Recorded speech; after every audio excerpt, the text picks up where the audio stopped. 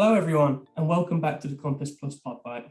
I'm here today with Adil Ahmed, our Vice President and Deputy Managing Director in MIA. So Adil, we're here today to discuss the payment scene in MIA at the minute and some of the trends that are going on. What do you see as the biggest challenges that FIs are currently facing in MIA? Hi, everyone. Good morning. Yeah, actually, the globally consumer preference are shifting towards digital, and they expect banking service 24/7. Many studies and survey indicated that the consumers are moving to financial institutions who provide the best digital banking experience, and thus satisfaction level of customers using digital banking are higher than ever.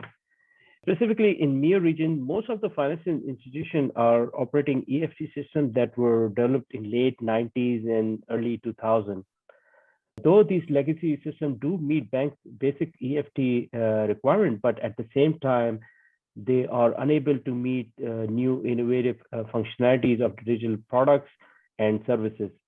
Therefore, in response to these market dynamics, financial institutions need to modernize their EFT solution infrastructure to support the cutting-edge digital services. To stay competitive, financial institutions must redefine their digital banking experience while making sure these business transformation does not compromise security, regulatory compliance, and of course, overall total cost of ownership of these EFT platforms. Okay, so you mentioned in your answer there that legacy platforms are becoming a bit of a thorn in the side of many FIs in the region. What are the main issues with legacy platforms? Well, major areas in which these financial institutions struggles with these legacy systems are time to market new innovative products and of course cost to implement these new services, because it requires a lot of customizations and a lot of new services products implementation.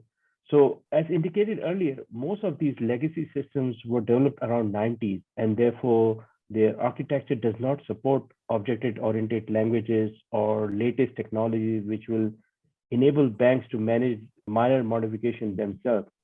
Any new functionality, interfaces, or amendments to the existing products or their attributes require application level coding and specialized resources from the vendor at a very high cost. Thus, very much dependency on EFT vendor, which also results for a financial institution to not meet their business team timelines to market any products or services.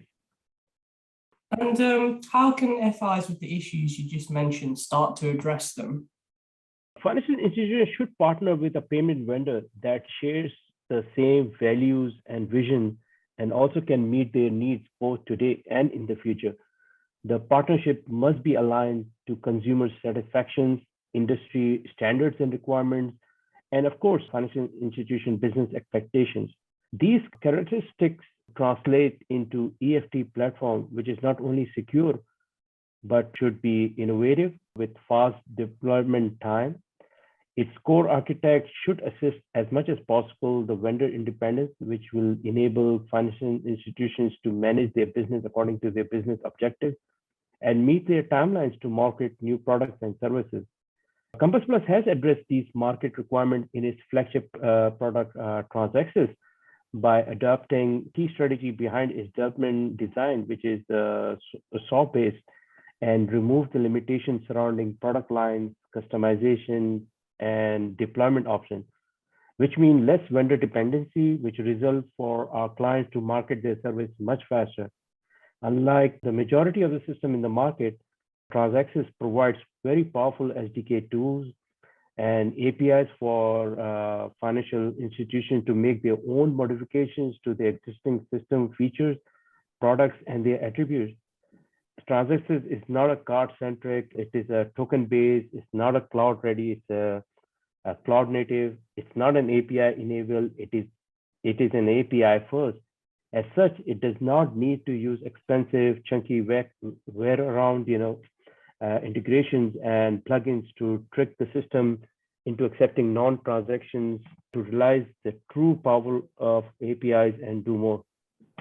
And Do you have any good examples of FIs based in MIA that we helped overcome these challenges and how we helped them do that? Well, there are many examples where Compass Solution has assisted our clients to meet their corporate objectives in the timelines defined by their marketing or business team.